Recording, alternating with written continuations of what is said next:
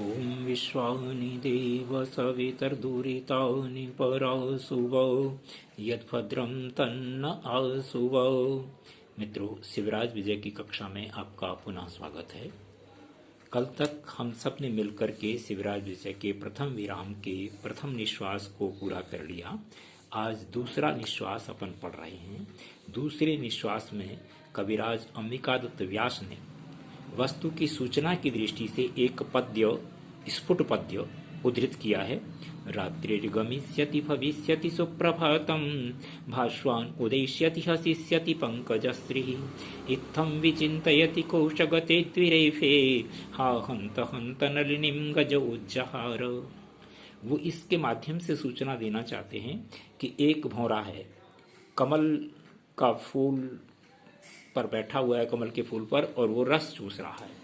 रस चूसते हुए उसे ये बिल्कुल ध्यान ही नहीं रहा कि अब शाम होने वाली है और सूर्य अस्त होते ही कमल बंद हो जाएगा और मैं इसमें रह जाऊंगा।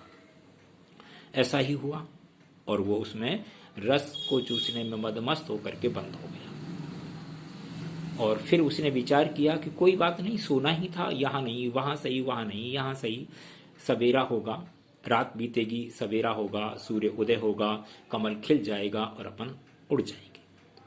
ये विचार कर ही रहा था वो, इतनी ही देर में एक मदमस्त हाथी कोई निकल करके आया और उसने उस पूरे कमलनाल को, पूरे कमल के पेड़ को उखाड़ करके फेंक दिया और भौरा उसके अंदर बंद रह गया।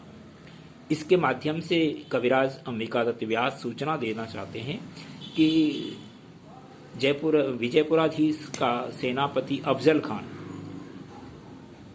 शिविर लगा करके और शिवाजी को पकड़ने अथवा मारने के लिए आया हुआ है। और वो सोच रहा है कि बस शिवाजी मेरे कब्जे में आएगा, मैं उसको पकड़ लूंगा अथवा मार दूंगा, फिर अपना स्वतंत्र हो जाएंगे और निश्चिंत होकर के राज्य करेंगे। लेकिन हुआ ये कि शिवाजी उससे मिलने के लिए गए, अपेक्षा में इसकी कि वो शिवाजी को पकड़ता और मारता। शिवाजी ने उसको मार दिया और वो अपने शिविर में सोचता ही रह गया। अब इस पद्य के अर्थ को अपन पढ़ते हैं। रात्रिर्गमिष्यति भविष्यति सुप्रभातम, रात बीतेगी, जाएगी, सवेरा होगा, भास्वान् उदेष्यति हसिष्यति पंकजश्री, सूर्य उदय होगा, कमल खिल जाएगा, इत्थम विचिन्तयति कोशगते द्विरेफे, द्विरेफ अर्थात भौरा ऐसा विचार कर ही रहा था, तभी हा हंत हंत नलिनीं गज उज्जहार। वो बड़े शोक की बात है कि एक मदमस्त हाथी ने नलिनी को उज्जहार उखाड़ करके फेंक दिया। ये इसके माध्यम से सूचना दी कि महाराज छत्रपति शिवाजी ने विजयपुराधीश के सेनापति अफजल खां को हमेशा के लिए दुनिया से विदा कर दिया। वो सोच ही रहा था कि ऐसा होगा, हम पकड़ लेंगे, ये करेंगे, क्या है, पाड़ी चूहा है, सब कुछ, लेकिन वो सब व्यस्त हो गया, कोई अर्थ उसका नहीं निकला। तो मित्रों, इसके माध्यम से कविराज अंबिकादत्त व्यास सूचना देते हैं। आगे इसमें हम पढ़ेंगे तो अफजल खां और शाइस्त खां दोनों इसी तरह से शिवाजी के हाथों मारे जा रहे हैं।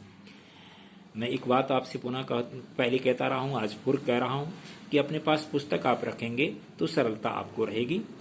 आगे का पाठ अपन कल पढ़ेंगे। धन्यवाद।